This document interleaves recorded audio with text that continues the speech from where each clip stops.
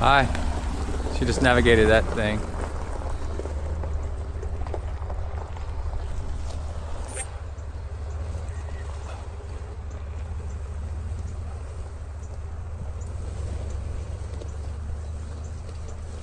That's pretty badass. This is gnarly terrain.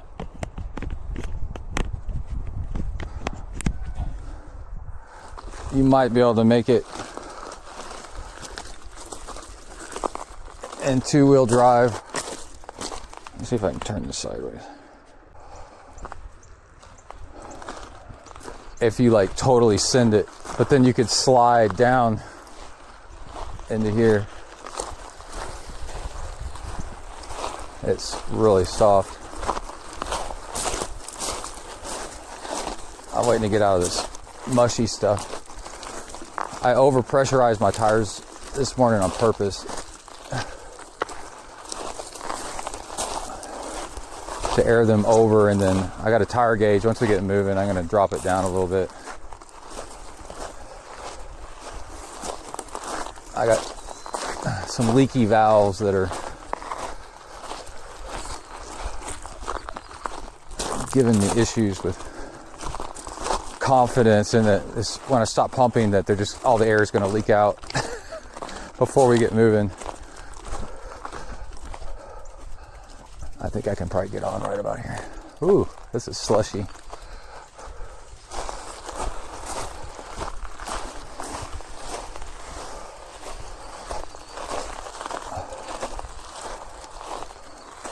Think I can ride this?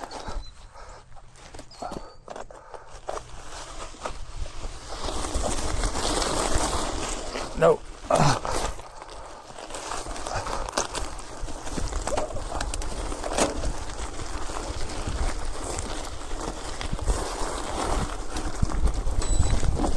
There we go. I'm not clipped in though.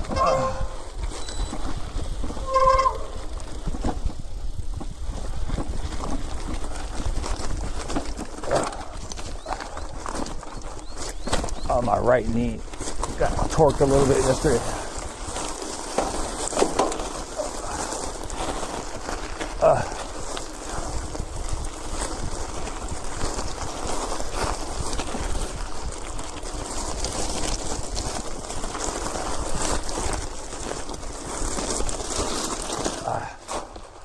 Okay, so I'm gonna walk the rest of this slush right here and then tell her to take it out of four-wheel drive just to be sure.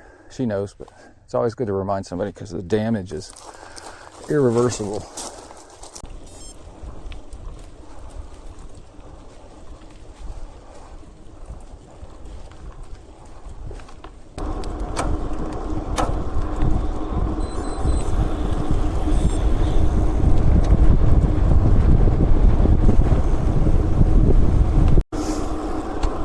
Kai pointed out these flags. Looks like we're gonna have a tailwind most of the day because we're at the far western end of the course and we're going eastern end of the course today. So looks like that'll help. If it holds up, that'll be really nice. We fought a lot of headwind yesterday. All right, right-hand turn on 1723.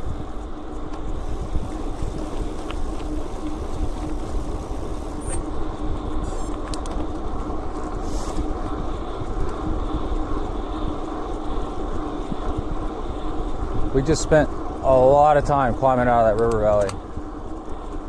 So this is nice. Although actually we're gonna go right back down in it. Oh my God. Feeling pretty good. Wearing a vest. Kai's already gotten his off. Mine's under my gear, so I'm just unzipping the front to try to cool down once it gets to be too much. But I think our next major stop is the Castell store. We're gonna have lunch there, hopefully. Refuel on water. And watch some of the people doing the Central Texas Showdown come in. Catch up on the atmosphere. But then we got to keep going. We're not done yet. We got another 40 miles after that ourselves to Llano. Wow. Let's go. Yeah.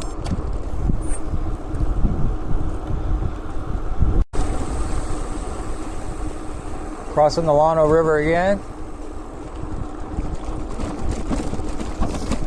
This was one we were worried about.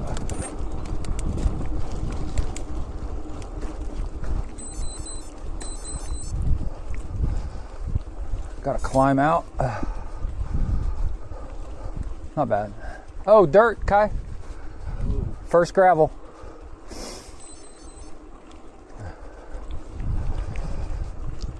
Nice. I love it when it's a mix of gravel and pavement, kind of even. You get tired of one, and you get the other. Right on cue, it seems like.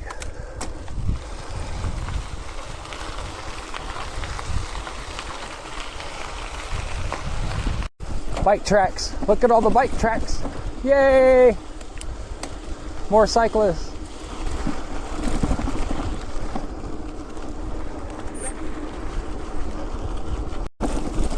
All right. This road is freaking awesome. A little rough at times, but on occasion, just beautiful views. And when we crossed the river a while back, that was at just over 10 miles. I wanted to mention for people that are keeping track from our camping spot. It's starting to warm up a little bit. Might shed a layer here at an hour in. Take a pee break. Looking really great. The rain from now a day and a half ago is, like I've said, not the worst thing. This would be dusty. And it's just tamped down the top layer of dust and make it way more smooth, and packed the sand a little bit to make it more rideable.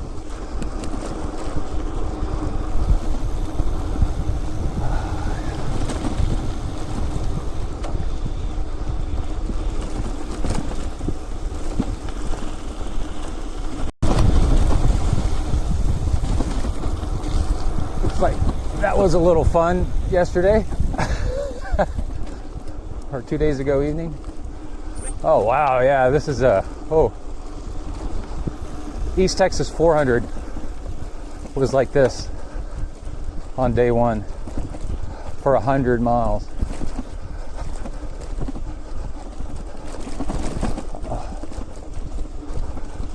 Okay, I'm gonna turn off the camera and focus here. Pro training tip, racing tip. When it's really technical, you forget that it's still important to fuel and hydrate. You'll go a long time forgetting and then end up bonking. So you just slow down a little bit and get it done. And actually, over the years, I've developed kind of like a mental trigger. If it's been technical for a little bit,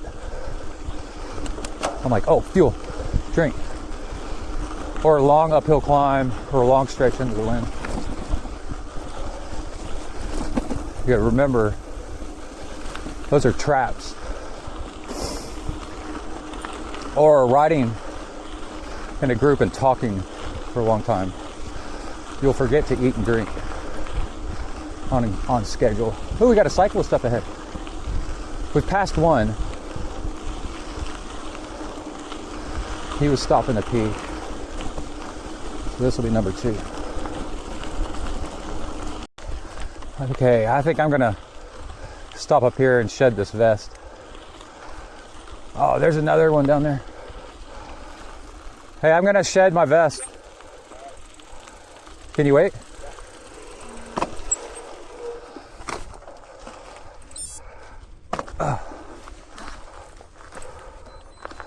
Man, my pedals are locked in with grit. I guess we could do a power check. Day 2, 14 miles in, climbing a hill. What's comfortable? 250, 260 watts sustained.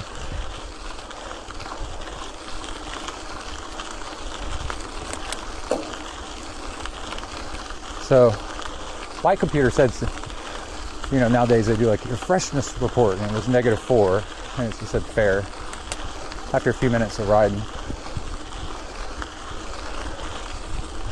And I was like, I know that. All right. Got a lot of washboard.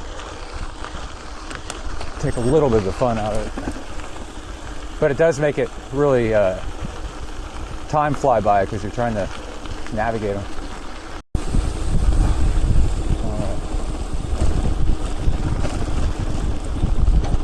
I've got a little bit of a hot spot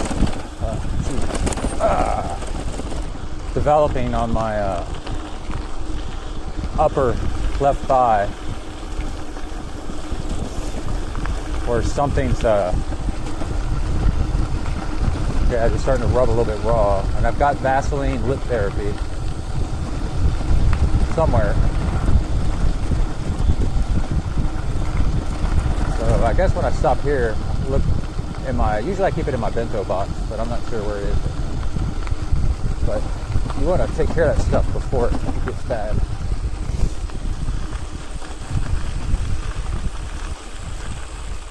You gonna try to ride it, Kai?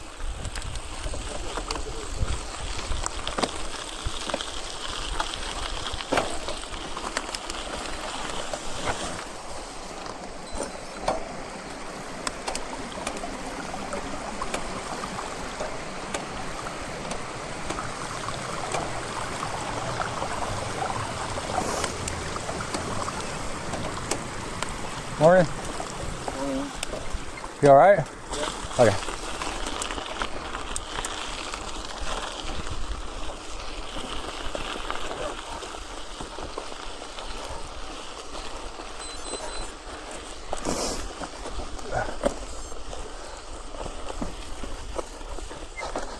Okay, it's not in there. I'm looking at my bento box.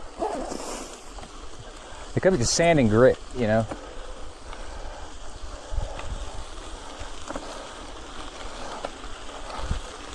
Hey, do you have the Vaseline lip therapy somewhere? Yeah.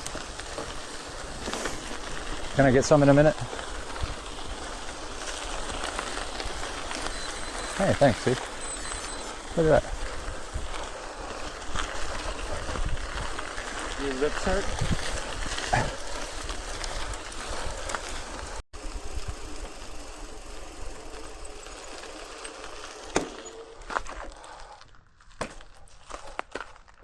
I guess Emily's waiting for that person to get out of the water before she comes through.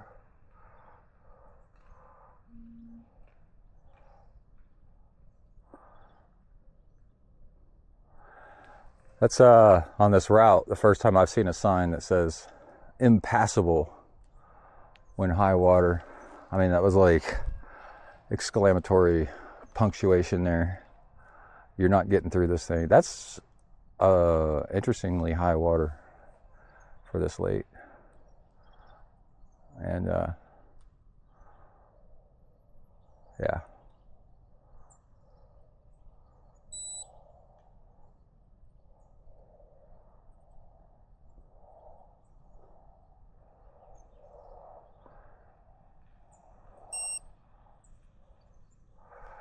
So there's this method of crossing stuff to not get your pedals under the water where you flat pedal and then just give it little bumps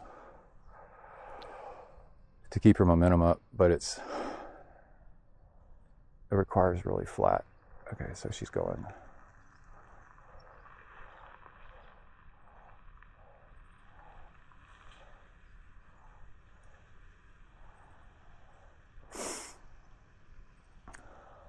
4x4 is different when there's moving water.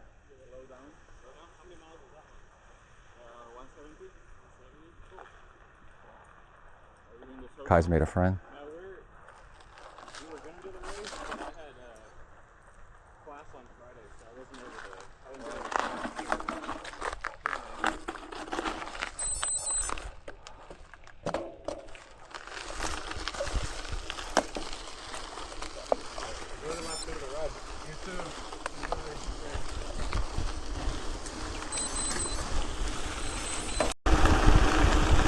Been dodging monarch butterflies. It's apparently monarch butterfly migration season through here, and every once in a while I have to dodge one so I don't pop it by accident.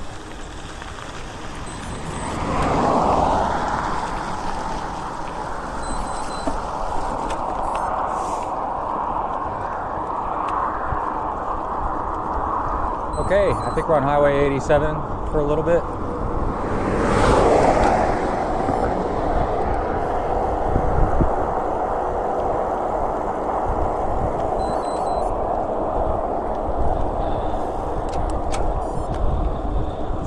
Not sure for how long.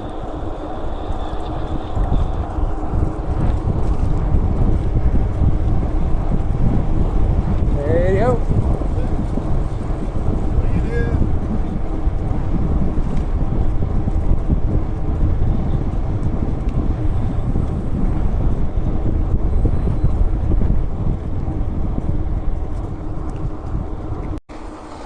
All right, we just turned off Highway 87 onto Loyal Valley.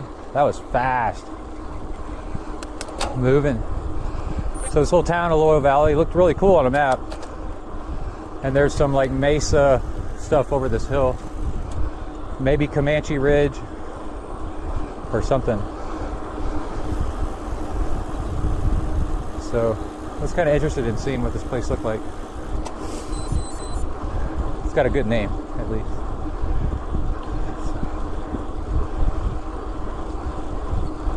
And we're on mile 21. So we're halfway to Castell for lunch.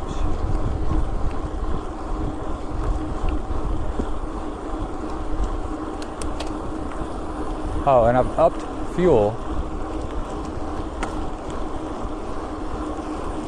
It really seems to be working. I think my fuel plan was a little low.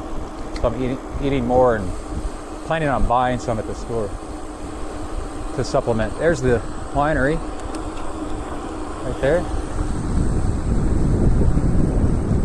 Because we're near Fredericksburg, it's a big deal here.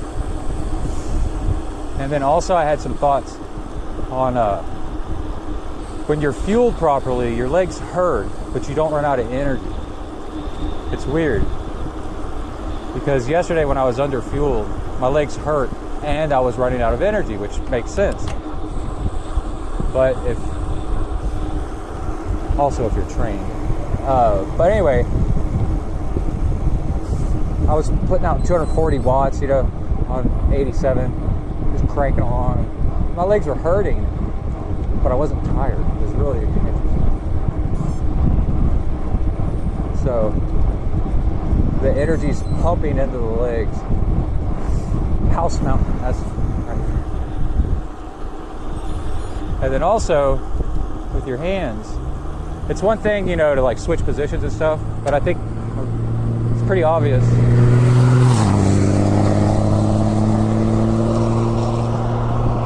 to do this with your hands, and it pumps blood through and it flushes crap out. House Mountain Road or something. That's weird. I don't know. That's either a pump house or something.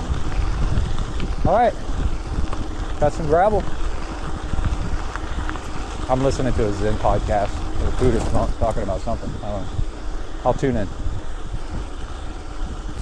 We just got a impassable in high water sign, which means we should be coming up to a water crossing. Let's see what we got. They paved it, so it must be pretty righteous. Oh, that's not bad. But let's go slow so we don't hit something and flip over the bar.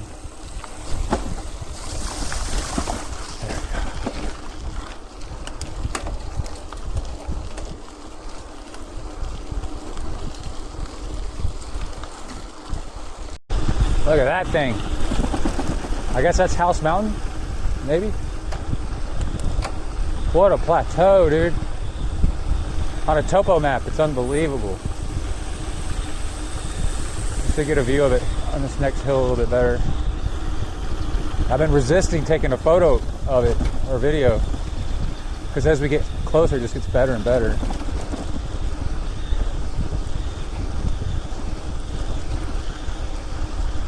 See what it looks like up here. The washboard's getting a little rough. Worried about it shaking apart something.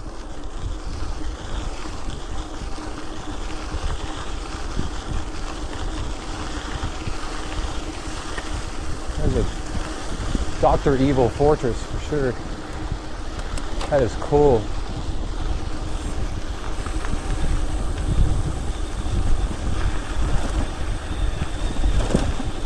All right.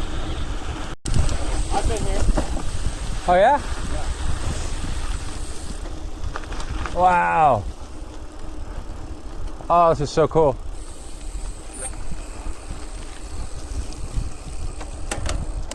We parked our cars right there. Yeah, what a cool place, like to have lunch and stuff. Little picnic.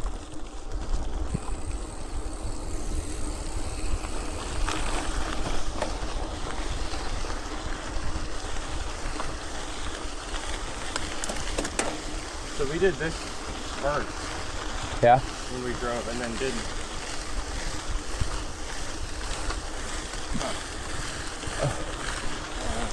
This is so cool. I was really looking forward to this part Yeah, it's fun. and hoping If I remember correctly, it gets really cool. because When I said it gets really cool, this is what I was talking about. yeah, because on the map it looks awesome, but it had all these water crossings that I was worried about us. Yeah, there might be. I know this is the one. Yeah, there's a. Dried up last time. We'd have to detour because of the storm, but it looks like we're all right. So this is going to be awesome. I just got my first sensation of my neck hurting a little bit, the back of my neck from holding my head up. And the trick is to not fight it, but start working on it as soon as you start feeling it. Tilt my head, start to stretch things out, let my head hang a little bit.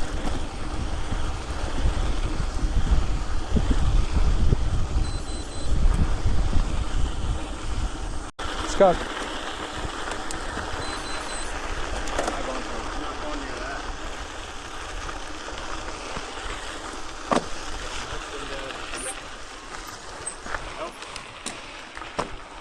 There's a skunk right there. Back.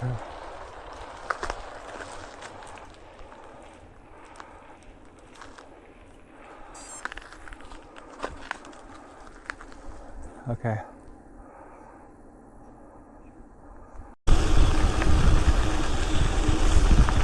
Skunk situation's interesting. You really shouldn't see them during the day. They're a nighttime animal. So if you do, you gotta be thinking about rabies. Oh, we got a water crossing. But he seemed like he's just cruising around. Probably got displaced by flooding and looking to get back to his house.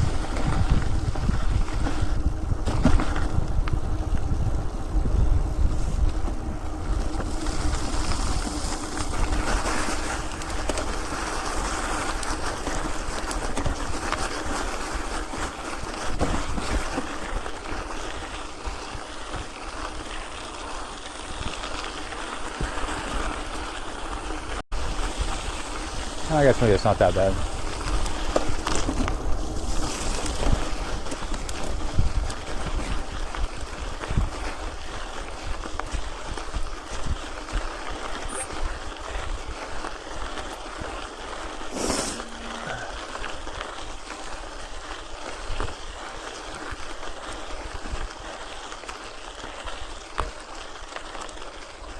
If you actually just slow down and work on your balance and don't pedal so hard, it becomes a whole lot easier. Just gotta be patient. And then you won't be as tired on the next hill. These things add up. All right, into the gravel for a while, maybe.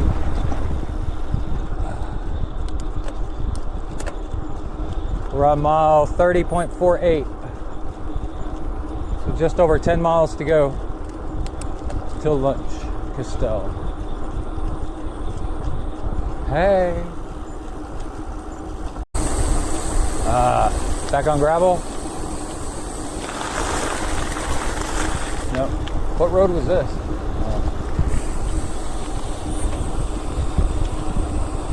Pavement feels good. It's pink. It's got the granite mixed in.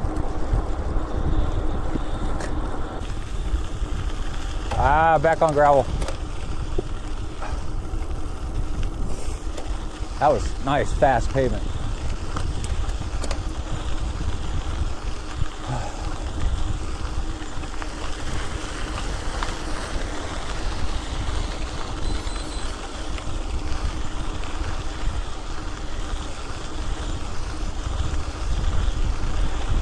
You got a porch swing on that front porch.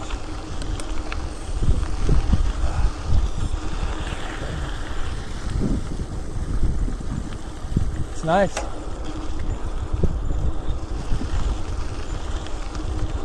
I can tell you it's nice today, but in the summer, it's brutal out here.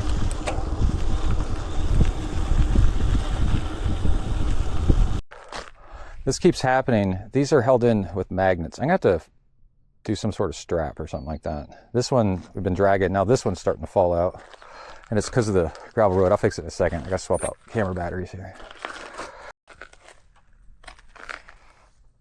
Testes. 1, 2, 3. All right. Okay. Here's Zentri Nurse doing yoga. You're not. There's a butterfly right behind me. You trying to get me to turn around? Kai's itching to go. He's making annoying noises. Oh, there goes a butterfly, babe. I know, it was right by you. And then here's the scenery.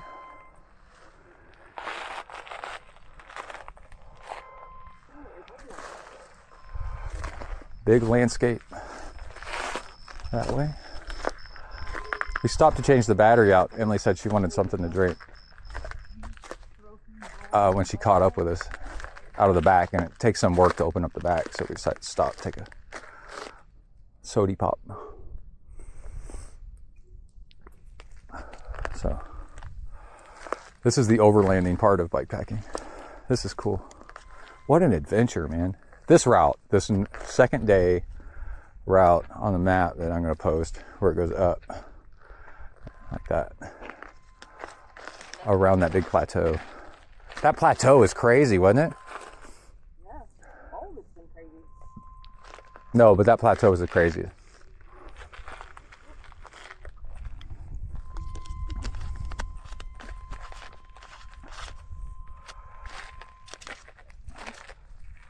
Hopefully got some good pictures of y'all. Swapping out my sunglasses for my Outside Texas edition. These ones are no longer bringing me joy. Actually, I love these, the color on these, but the it's getting so bright, I need to swap out. And I think that's it. Kai's already taken off.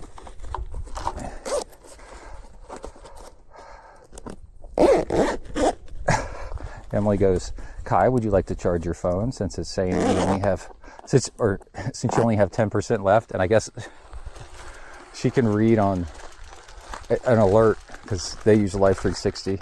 I don't. That stuff's annoying. And so Kai's battery's about to die on his phone, and he goes, yeah. So it's now in the vehicle being charged. But I have a battery bank. I could have charged it too. So if it became an issue. All right. Let's go. I forgot. I wanted to swap out this water bottle down here with this one. This one's empty. This one's filthy, so I'm going to change the lids out so I don't put my mouth all over this crap. Get it. And I might lube my cleats. Oh shit, here comes Emily. Maybe not. I'll wait on the cleats at lunch.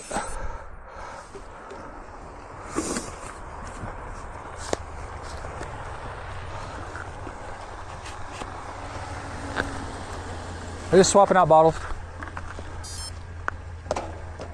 That's what Enchanted Rock. Look, it's miniature Enchanted Rock, babe.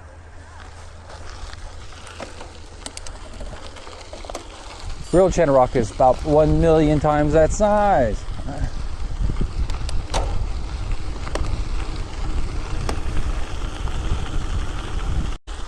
Now, this is the first moment I actually feel a little bit alone. Emily's way back behind me and Kai's taken way off in front of me while I adjusted those bottles.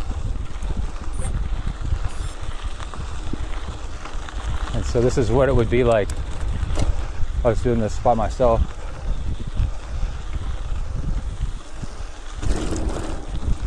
It is vast out here. You feel small, but also just in awe. I'm like, wow, it's so cool. But also if something happens, you're on your own for a while. If you're doing that Central Texas race, they put GPS trackers on you for the longer stuff.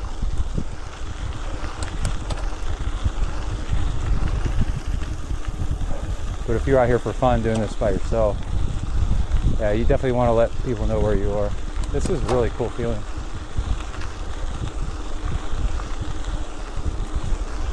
Really does feel like the Australian outback. Very cool.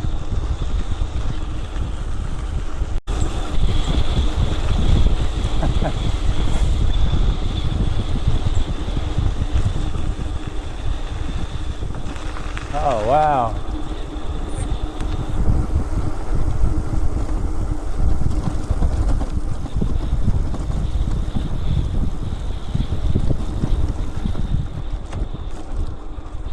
Oh, people drive down that. Look at that.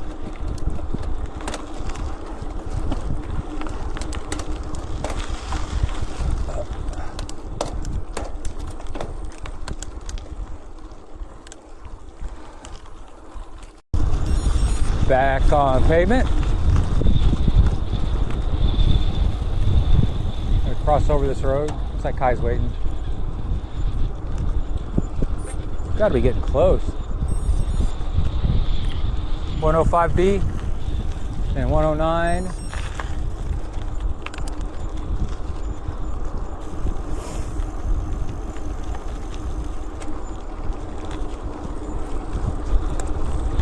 Oh, wow. I was adjusting a water bottle, or swapping them out. Did that guy take a picture of you? Sorta. He started running back down in there. I think he thought he was done. All right, right turn on 105. It's funny, as we get closer to Castell, I'm like, this is the last hill, and then it'll be downhill. And then there's another one. Oh, something's in the bushes earlier. But then another funny thing is, like, I'm thinking about today's Sunday, you know, work, well, you know, what's next? Not work tomorrow. Usually I swim Monday morning. I bet I'll skip that. My truck's going to be trashed. Gear, not so much dirt, like we've been mountain biking or something. But yeah, we're short-staffed at work a little bit, so I gotta pick up the pace as soon as I get back. No time really to relax. Get to see river, and I'm also starting to crave some Mexican food. Oh my God, there's some kind of badass. What do you think you want? Some kind of badass?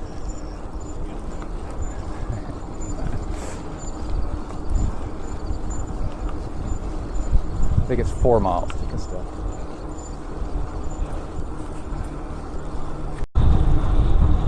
All right, looks like that's the race finish line up here. We're gonna try to avoid it and go get some burgers instead, but still go check it out. We don't want people cheering for us, like, "Yay, you finished!" Right? No stolen valor.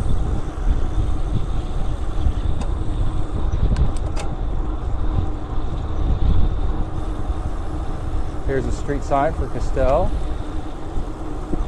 Very nice.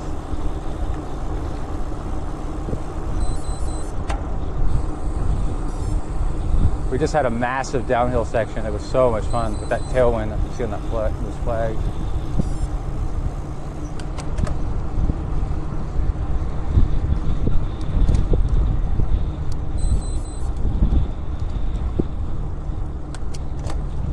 That's a cool little old house.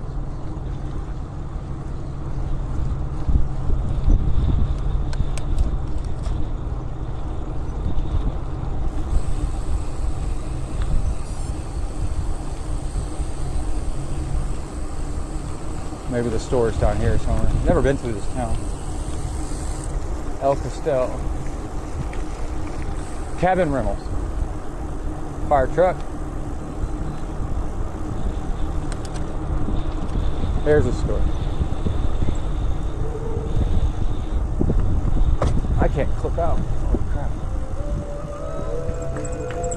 Back to the Castell General Store. These two fine cycles you just heard welcome back from this year.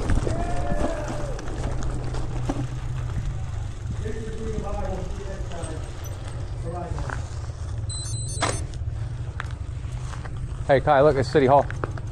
Hey. How's it going? Great, man. How y'all doing? I work in a City Hall. It reminds me of it. Go park time. Permit. Go down.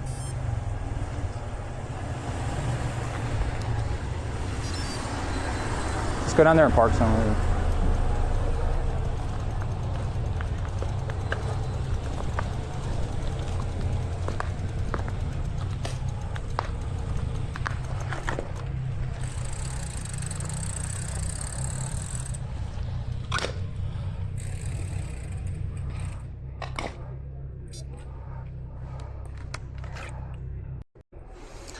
I'm gonna lube my chain while we're stopped. We finished eating tacos and such. Oh, my chain's stuck. Hold on. Let me get this somewhere. See if I can not break a spoke while I'm at it. And also lube the cleats on my pedals. I'm using Squirt. This will help me click in and out. After a while, you can't disengage very good. I was really starting to be locked in. You know, you have an emergency bailout and you're kind of screwed. I don't know if y'all can see that, but I'm putting lube on it right there. And we're filling up water bottles and getting ready to go. I'm going to say bye to Patrick Farnsworth, who's in charge. He already said hi to me. He's like, y'all aren't in the race, are you? Because there's no trackers showing us coming in. But some guy finished the 500. This is the story so far. 2 people have already finished the 500 that I saw. But one guy finished it in, I don't know the time, but he finished yesterday afternoon at 4 o'clock. And he crashed into a ditch and tore his tire or something like that and patched it with grass. Kind of like Dylan Johnson. Except his worked somewhat. I don't know how far away it was. How long did he ride on it? That's a story. I can't wait to find out. Here's Kai's bike. I'm going to lube his chain without him knowing. because his sounded like crap. This is what dads do.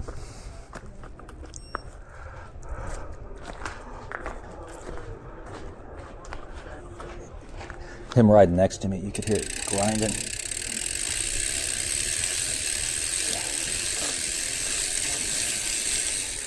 But we'll see if that helps. Yeah, I'm gonna fill up these 2 water bottles, turn my bike computer back on. I set it to sleep. Hopefully it picks up the course again. And I'm probably not gonna do much more than that. Go to the bathroom and I think that's it. So this place is a trip.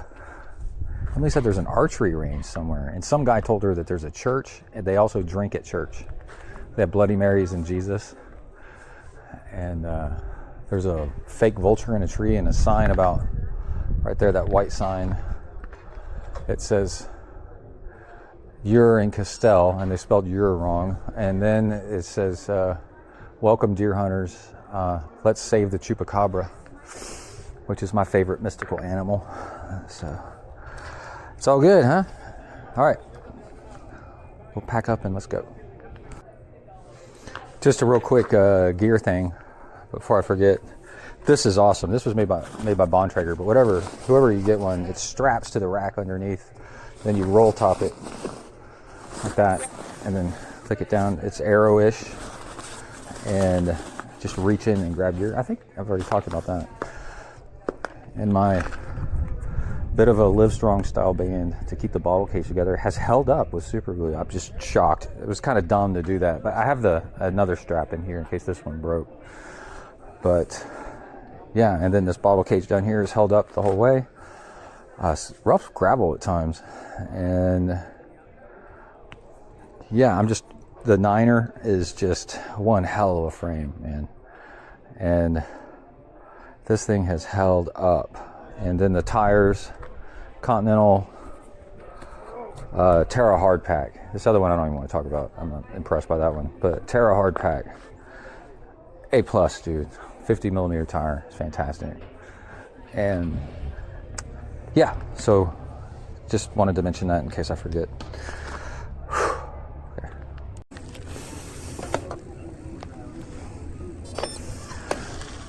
All right. There we go, back on the road after, I think I ate 4 tacos, so I'm gonna feel that.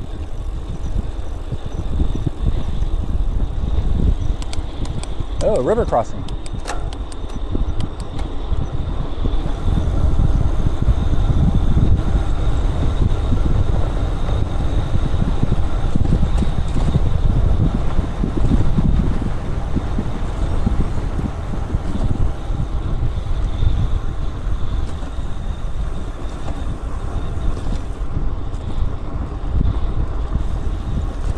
So Kai's mentioned that there's a lot of climbing for us to get out of here, unfortunately. And we're gonna be in the heat, so we put on some more sunscreen.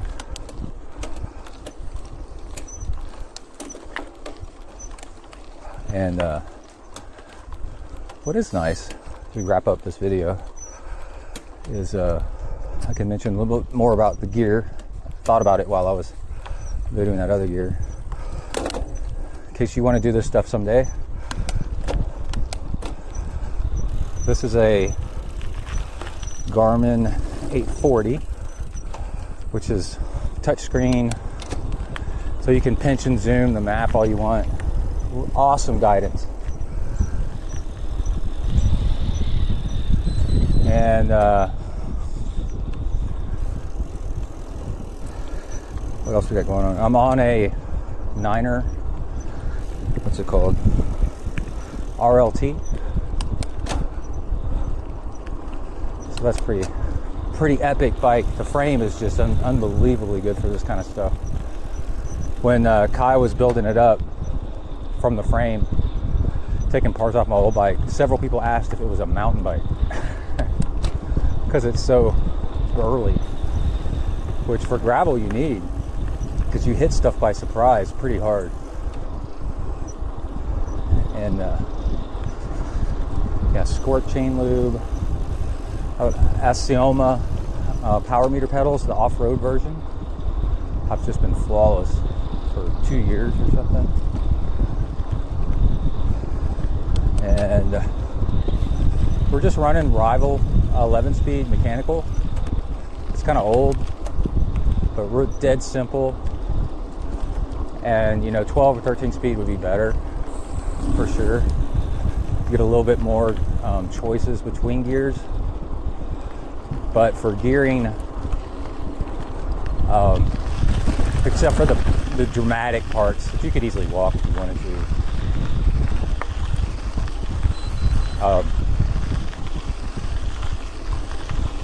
It's hilly here, but it's not like terrible. And let's see what else. What else we got going on? Aerobars are profile design. Ergo something. I can't remember what they're called. But they're fantastic with upgraded elbow pads and grips for more comfort.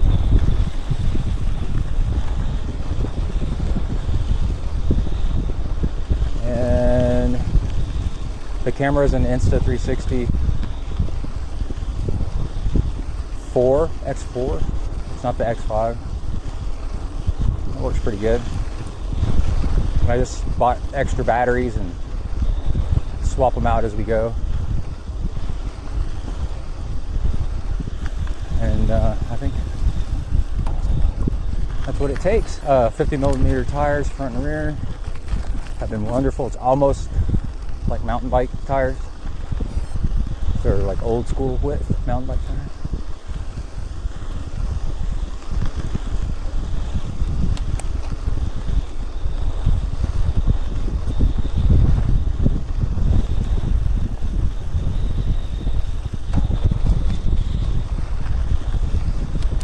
Brought a headlamp. That's where we going. This wind sucks. Brought a headlamp, which was perfect for camping last night. Just needed to use it once for one night, so that was pretty good. I made my coffee cold in the morning with Folgers instant coffee. Just shook it up in an empty bottle and drank it.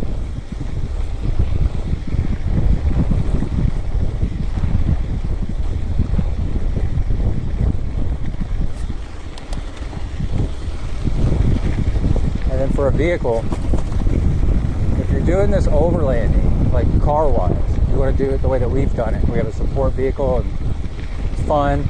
Everybody's having fun. Kai did it in a 2-wheel drive, but it was an Xterra, and Xterras have a Positrack rear end where a limited slip differential. So it's kind of like a locking differential where if the back end, one tire starts to spin, the other one catches up. It puts down power as well. And with 34-inch all-terrain off-road tires. But I would say definitely a pickup truck, so you have all the volume, and a 4-wheel drive. It's a lot of fun.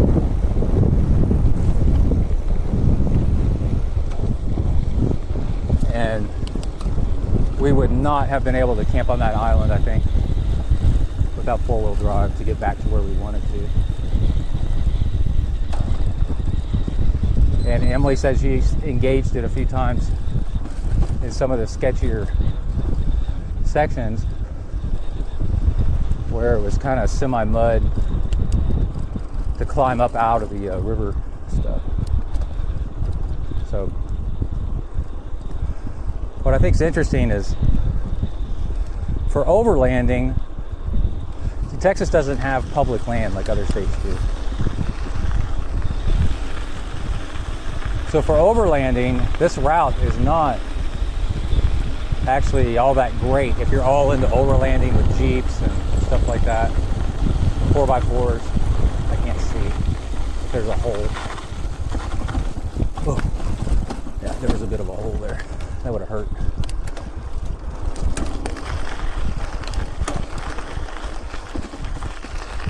Like, people say it's really pretty, but it's too mild, really.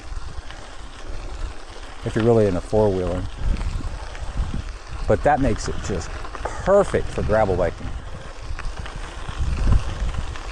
Because imagine if it was all rugged and you had to crawl over boulders and stuff like that. You don't want to be doing that on a bike.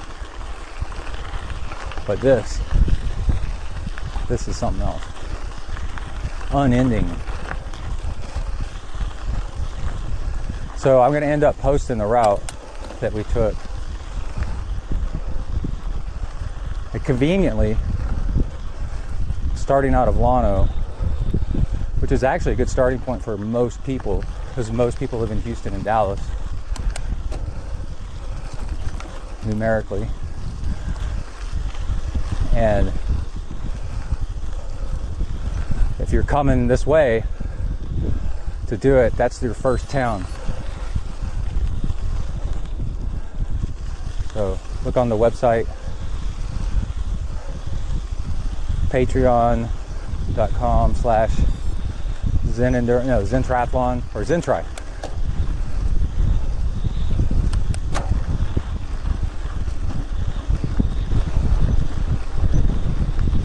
And more stuff on Instagram.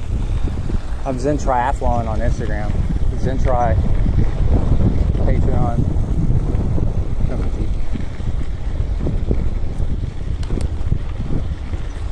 For 100 miles on a Ram 1500 with a 22 gallon tank, or it's not the big tank, it's just a regular tank. She used half a tank of gas to do 100 miles. And we got to the island last night and then ate dinner and then drove over to Mason, which was like 5 minutes, and filled up the truck with gas again, just to be safe. And probably use half a tank again today. So I guess the whole route, if you were to do it, would take a full tank of gas. So Castell does not look like it has a gas station.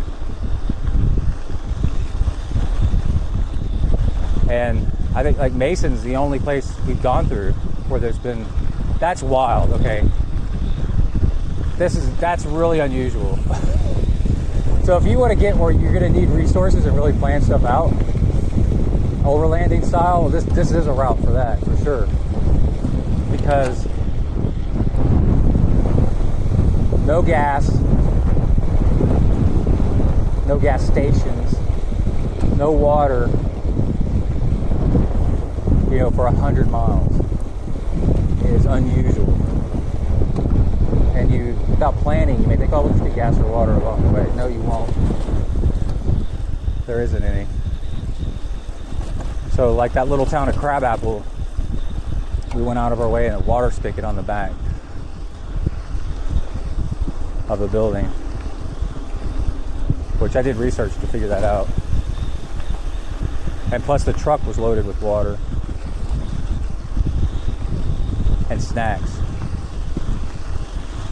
And then, yeah, I would check our day 2, where we started near Mason and swung through Castell for lunch. I would check to make sure the Castell store's open. Because who knows? You never know. Small town, small store. They could close for any reason they want.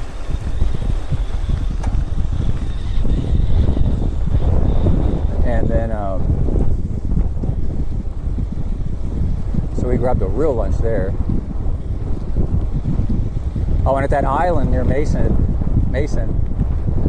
there's a RV park that has yurts or something like that. You can camp, little cabins. And then that diner. Well, a beer hall. What, I don't know, ice house. So it's a bar, really. But they served, we got burgers there last night. Hey, that was good. But I would also check to make sure they're going to be open and their hours. That's what we did ahead of time. I think that's it for now. We'll be back as we get closer to Llano.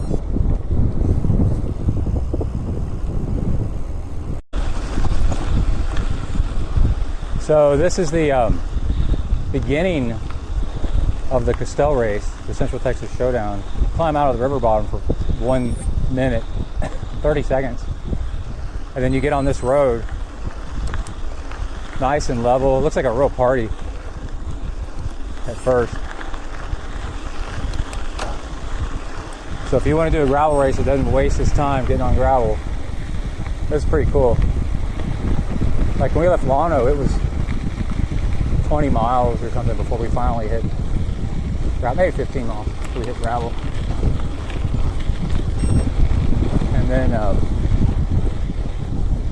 for heart rate, I'm using an Amazfit T-Rex, which tries to be a Garmin Fenix 8 competitor, and it is in most ways. But I realized when I loaded maps into it and then practiced using it for backup navigation, let's say something happened to the bike computer, you want to load the map at least into a watch or something, a second computer. It does not have like all the little nuanced settings like this thing's giving me. It may have, you know, alerts and stuff, but there's no way to set your preferences. Which, if you're gonna have things interrupting you, telling you what to do, the Garmin has all kinds of like things, like how far ahead, you know, if you want to automatically reroute. And the T-Rex does not. But as far as a big bright screen with all kinds of information, and then broadcasting heart rate, I think it used 20 to maybe 30% of the battery yesterday to broadcast heart rate off my wrist. Then I don't need to wear a heart rate strap. And with the camelback strap and then the camera strap that I'm wearing, that's enough straps. I've been doing that for years. And then Kai for backup map is, and he could be if he wanted to, but he is using a heart rate strap.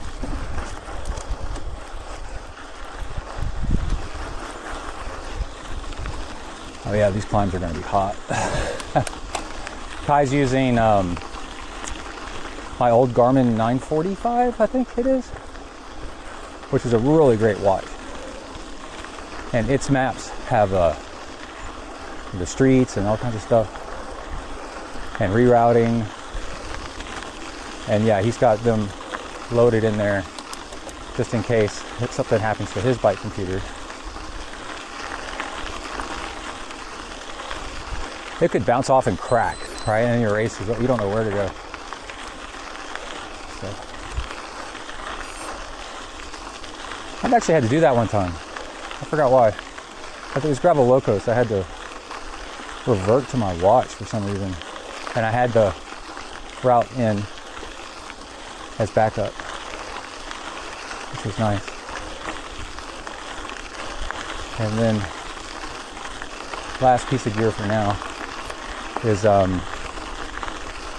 since he uses a heart rate strap, every once in a while there's a classic heart rate strap, because they have a watch battery in it that you replace and stuff.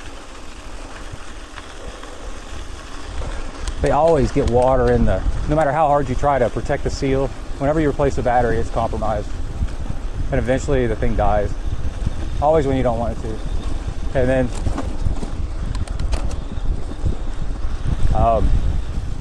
a year ago or so, I forgot how long ago, somebody finally, maybe it was Wahoo, came out with a sealed heart rate strap transmitter, and it's rechargeable. So So you oh,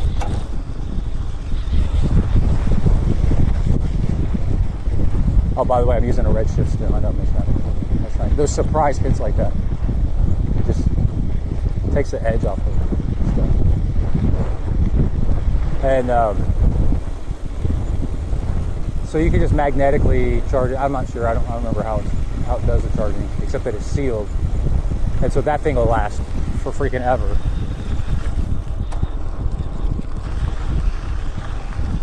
And not get all weird and stop working because it got water in it, because it's totally sealed.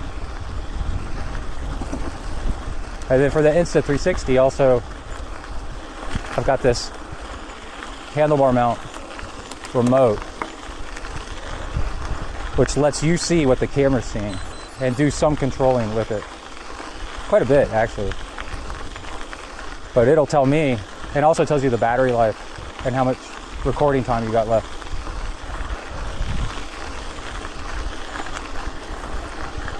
So I can look down right here and see that it's filming and what resolution. All right. There you go. And also, I do coaching. Send me an email at texafornia@gmail.com. Texafornia, texafornia@gmail.com. And I can train you to be fit. Not just to complete stuff like this, but enjoy it. That's actually the real goal.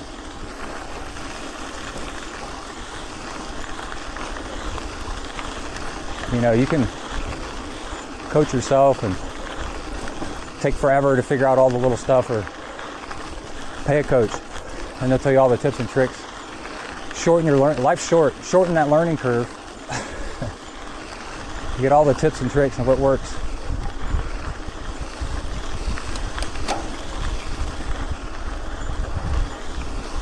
And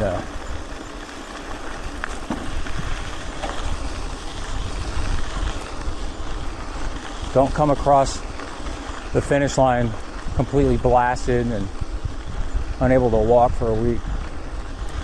Like, really be able to enjoy it. It's very possible.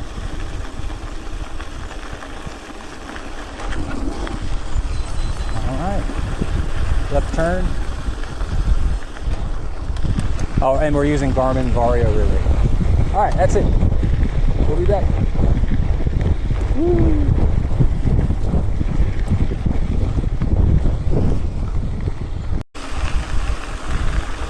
I guess we're crossing straight over. This looks kind of like Highway 87.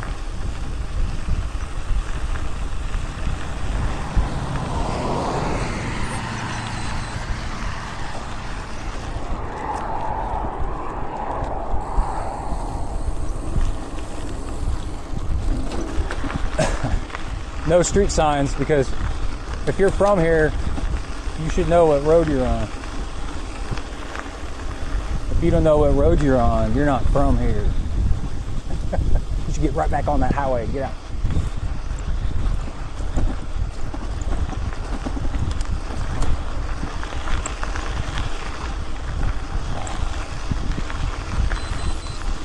Actually, county and whatever, usually county departments. If you ever wonder, like, why is there no stop sign? Why is there no street sign or whatever? It's because of to save money. If it's so obvious, you need to stop. Or traffic naturally stops anyway. So you just not even put a stop sign. I don't think there's one at the end of our own street that I live on in College Station.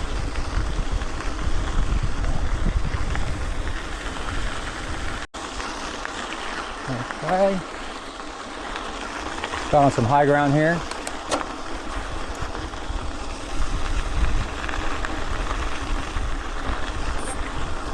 See if we get a view of the landscape. We're down in the river valley a little bit. It's kind of nice to be up high. This looks like grassland.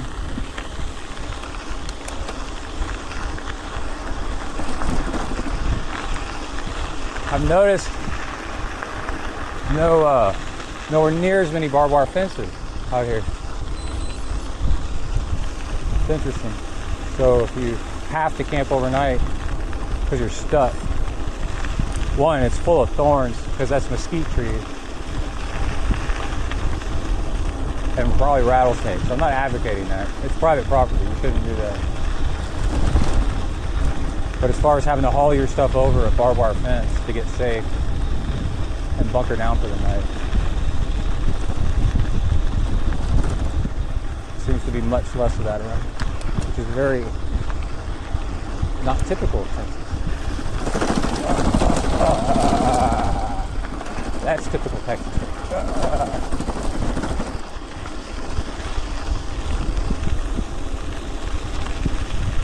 On purpose on that one, staying semi-seated to try to dampen the vibration some.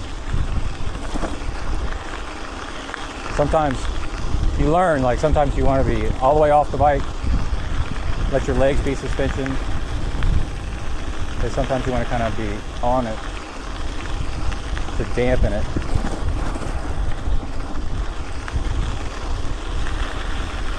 And then if there's not a smooth path through washboard, sometimes you look for where there's gravel kind of piled up, and normally you wouldn't want to ride through that because it slows you down. But it's softer than the washboard, for sure. Okay, another turn on a no-name road. I'll pass this little farmhouse. Because it's hotter and we're going with the wind, makes it even hotter, and full sun, to mitigate the heat, even though you don't feel like you need to. Got the jersey unzipped down past my sternum to catch air. And if you're wearing a camelback with straps, it's not going to balloon out, you know, and be a big parachute. It's just going to cool you down nice. It'll still be pretty aero for speed. And also drinking more water. Every time I normally drink, I drink more than, there's two ways. You can drink more often or drink like you normally do, as often as you normally do, but remember to take drink twice as much per time as you do it. And that's what, I kind of vacillate between the two.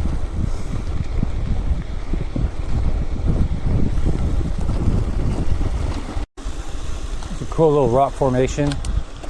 These are just scattered all around Enchanted Rock. And Boy Scouts as kids, we'd climb them and stuff. Lots of fun. And then, but you do have to watch out for rattlesnakes. And been going through some deep sand off and on. Not deep, medium. Don't want to scare people. It wasn't bad. Just slows you down. But the challenge is kind of fun. Okay, here's some kind of sand pit. Try to maintain speed. Help me at least get some of the way up the other side. Maybe I was mentioning yesterday, mountain bikers, when I started mountain biking and then competing, and I was coming fresh off of Ironman, Ultraman, like I had really high power numbers, and I was just like being dropped immediately. Mountain bikers really odd. You're like, how are they so much better? And I got good bike handling skills. And then I started to figure out fast mountain bikers don't hit the brakes unless they absolutely have to. And then that way they maintain that momentum. So it's like a fear thing to work on. It's kind of fun. How long can you go without using your brakes? And you'll notice it, you're faster. And also your bike's more stable the faster it's going. Right, if you slow down, you tip over. So if you maintain speed downhill and through some technical stuff, I mean, these are freaking wheels nowadays are like wagon wheels, man. You're gonna go over it as long as you keep the bike pointed pretty straight. So you commit and use that speed, momentum, and you'll find that you stop getting dropped. It's pretty cool. And everything gets easier because every hill is a little bit easier because you don't have to pedal so hard to get up it because you've maintained momentum from the hill before. Those are cool looking. I mentioned there earlier, it looks like we're in Arizona. We raced the, what is it? The Cactus Cup in Arizona 2 years in a row. It's a 3-day stage race. Day 1's time trial. Day 2, mountain bike marathon. So like 60 miles of like that. It's crazy. And then day 3 is Enduro, where they time you only on the downhill. And there's even this category of e-bike Enduro. Like, you know, the heavier your bike is, the faster you're going to go downhill, but it's also just barely in control. And the heavier, it's like, God help you if your brakes aren't just incredible. I don't know how people do that. But the e-bike helps you get to the top of the next hill. You have like 3 or 4 or 5, it depends on the race, downhill runs, kind of like skiing. And they just time those. And however long it takes for you to get to the next one, you got a bike there. They don't time that. It's a really cool way to do downhill mountain biking. And use a whole bunch of different hills in places where you just can't, you know, you don't have ski lifts. You just do the same spots over and over again. Here's some deep sand, be careful. Sitting way back over the rear wheel so the front wheel floats and doesn't dig in. Works like a charm. All right, right turn on Bode Peak through some deep sand.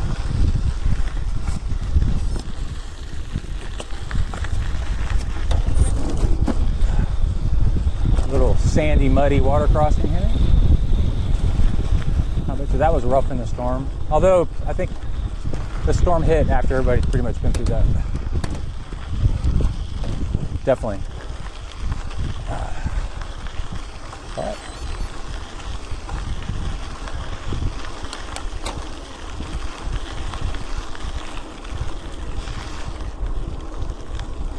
There's Kai.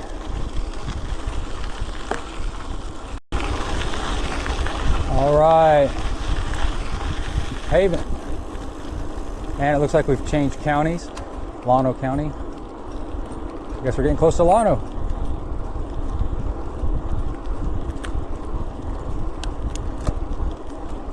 What's funny is in Texas we have I believe it's Austin County, which is really close to Houston. But then there's a Stephen F. Austin University, which is in East Texas too. Stephen F. Austin was a big deal, obviously, in the town, the capital. All right, time to get smooth and narrow. Turn on County Road 405. Right turn.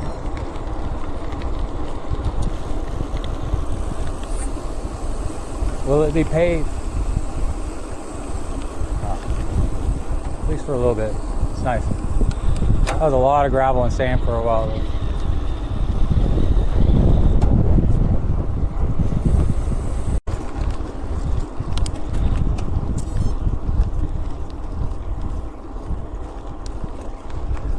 So Kai's doing a lot of standing and pedaling over the hilltops, which I strongly agree with. But my rear spoke broke and we got a fix in there and I don't want to break anymore. And that's a really good way to break a spoke. Because you're twisting the bike side to side and putting down a huge amount of power. All right, we've hit 62 miles. That means there's 20 miles to go. 162 for the whole trip.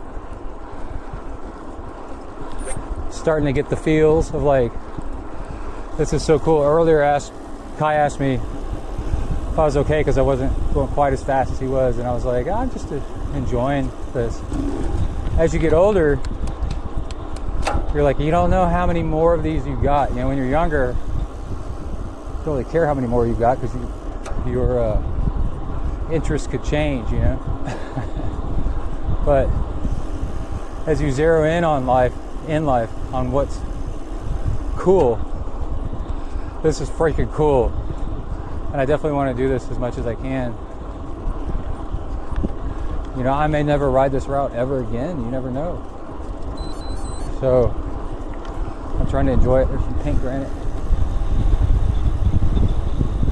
And then it's not new. I've had it for 15 something years or more.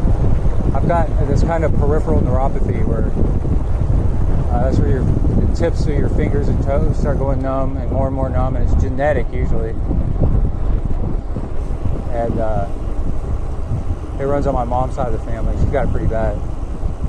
So as I get older, I get more numbness.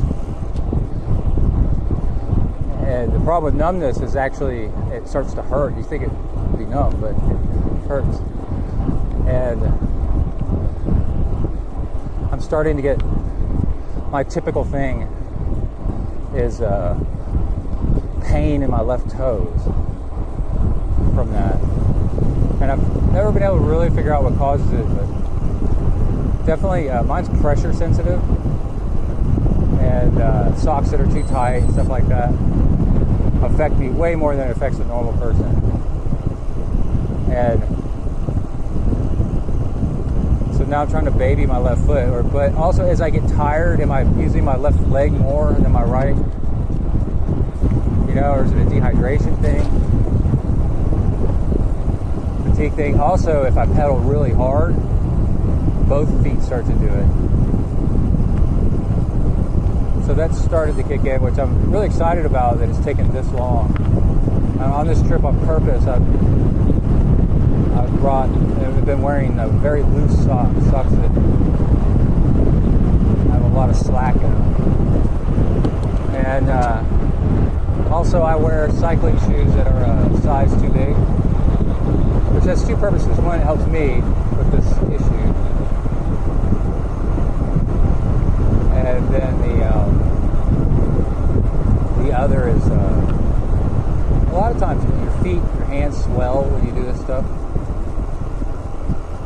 And so like you do ultra running, people bring 2 pairs of shoes, 3 pairs of shoes. They switch shoes into sizes bigger as they go along, as their feet swell up and get all bloated and stuff from the abuse. But yeah, I'm having to like lift up my toes and flex them so that my to relieve the pain. It's just in my toes right now. And another one that it can be is my sciatic nerve. I've always had trouble with it in my left butt cheek. And then as your legs get swollen and, you know, abuse from over a long ride, you can put pressure on that nerve, and then you start to feel it towards the end of the nerve, which is the toes. So we'll see. It's fine. It just sucks. I'm kind of used to it. It's nice and down. Look at that view. Oh, Kai's saying he won the hill. Whatever. We do that to each other all the time. Just pick a random hill and decide that that's the finish line. Like, I smoked you. He said this might be the last hill, the one we just did. The last big one. And also we've been shade hunting for quite a while now, hour and a half or so. See where there's more shade on one side of the road. You start aiming for it, it makes a difference. It's crazy how much it helps. Alright.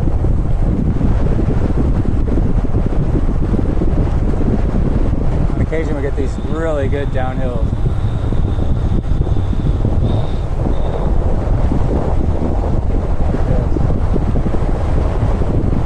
Try to go as fast as you can and maintain control, and also watch for oncoming cars coming around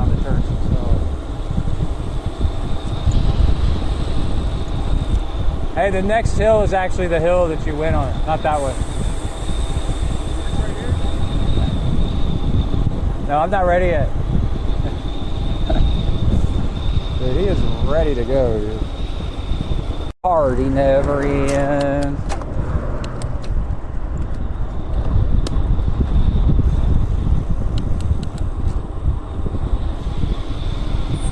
Down to the Llano River Valley, hopefully. And that's it. All right, for fun, I'm putting the hammer down and trying to outrun Kai to the finish. It's not going to go well for me. There's 10 miles to go. But it is net downhill and I am heavier and have aerobars.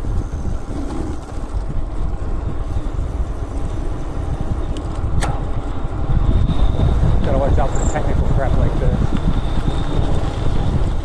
It looks sketchy because of all the patchwork and you just can't tell until you hit it.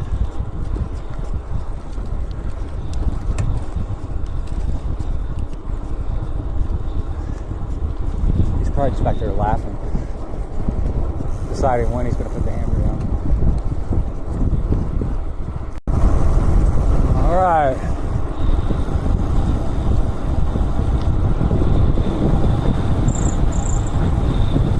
Watch for dangerous bumps. When it's up in the river.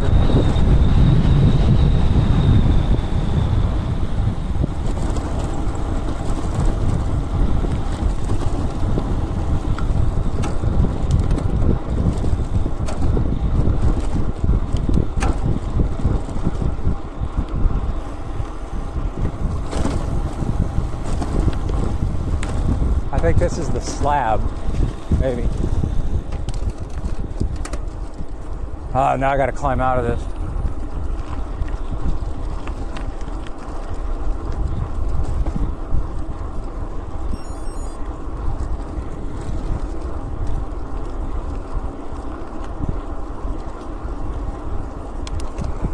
Swing wide, paperboy, save your strength.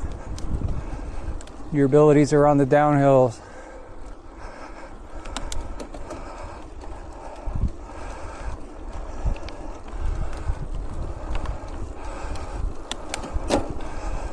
Okay.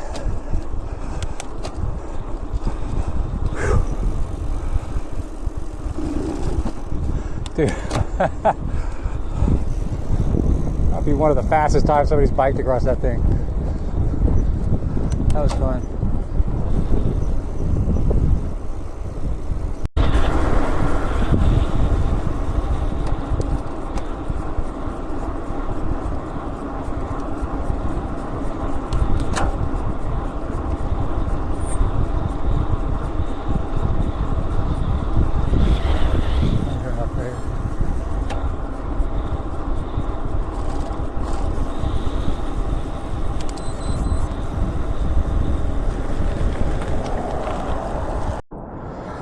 All right, I won. The camera wasn't recording when I pulled in. He started gaining on me on the uphills, so I started just hammering it over the top of the hills and on the downhills. Oh, that was close. I'd say a minute and a half.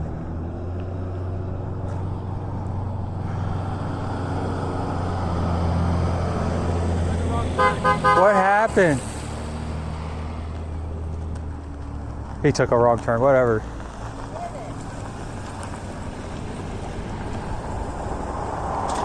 Is he just gonna keep going? Where'd he go? All right, wanna find some shade and we can load up? There's some shade between those trees right there.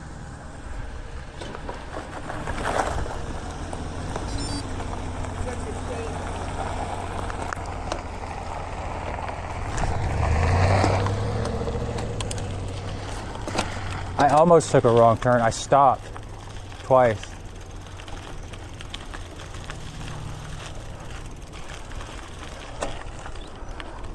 Old man still got it in him, dude. When it comes to time trial on road, I know all the techniques.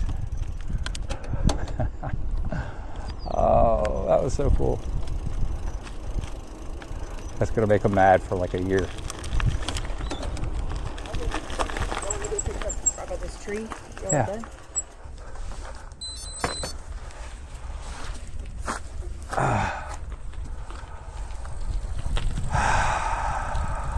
What happened? Took a wrong turn. Uh-huh. Mom saw me. I did. I went the wrong way too. I stopped. Twice. Okay, wait. Yeah, I did.